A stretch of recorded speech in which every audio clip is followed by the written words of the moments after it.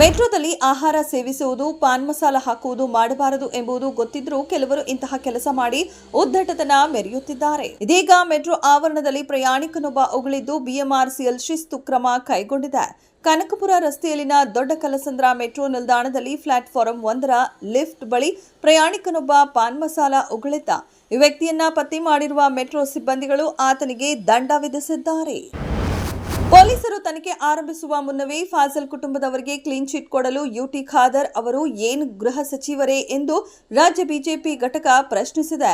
ಈ ಹಿಂದೆ ಫಾಜಲ್ ಮೃತನಾದ ಸಂದರ್ಭದಲ್ಲಿ ಇದೇ ಯುಟಿ ಖಾದರ್ ಅವರು ಸಿದ್ದರಾಮಯ್ಯ ಅವರಿಂದ ಫಾಜಲ್ ಕುಟುಂಬಕ್ಕೆ 25 ಲಕ್ಷ ಪರಿಹಾರ ಕೊಡಿಸಿದ್ದರು.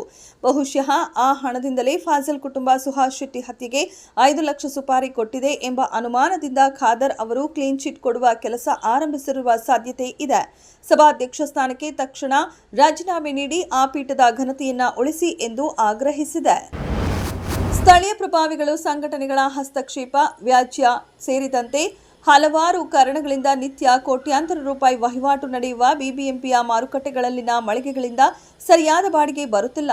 170 ಕೋಟಿಗಿಂತ ಹೆಚ್ಚು ಮೊತ್ತ ಬಾಕಿ ಇದ್ದರೂ ವಸೂಲಿಗೆ ಅಧಿಕಾರಿಗಳು ಯಾಕೆ ಮುಂದಾಗುತ್ತಿಲ್ಲ ಎಂಬ ಪ್ರಶ್ನೆ ಸಾರ್ವಜನಿಕರಲ್ಲಿ ಮೂಡಿದೆ.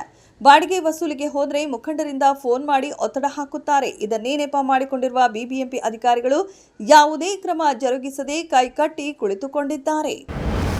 ಪಾಕಿಸ್ತಾನದ ವಿರುದ್ಧ ವಾಗ್ದಾಳಿ ನಡೆಸಿರುವ ಎಐಎಂಐಎಂ ಮುಖ್ಯಸ್ಥ ಅಸಾದುದ್ದೀನ್ ಓವೈಸಿ ಪಾಕಿಸ್ತಾನವನ್ನ ವಿಫಲ ರಾಷ್ಟ್ರ ಎಂದು ಕರೆದಿದ್ದಾರೆ.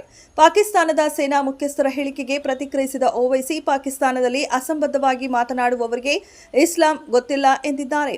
ಪಹಲ್ಗಾಮ್ ನರಮೇಧದ ಬಳಿಕ ಪಾಕಿಸ್ತಾನದ ವಿರುದ್ಧ ತೀವ್ರ ವಾಗ್ದಾಳಿ ನಡೆಸುತ್ತಿರುವ ಎಐಎಂಐಎಂ ಮುಖ್ಯಸ್ಥ ಸಂಸದ ಅಸಾದುದ್ದೀನ್ ಓವೈಸಿ ಮತ್ತೆ ನೆರೆಯ ರಾಷ್ಟ್ರದ ವಿರುದ್ಧ ಕಿಡಿಕಾರಿದ್ದು, ಪಾಕಿಸ್ತಾನದಲ್ಲಿ ಅಸಂಬದ್ಧವಾಗಿ ಮಾತನಾಡುವವರಿಗೆ ಇಸ್ಲಾಂ ಗೊತ್ತಿಲ್ಲ, ಪಾಕ್ ಒಂದು ವಿಫಲ ದೇಶ ಎಂದಿದ್ದಾರೆ.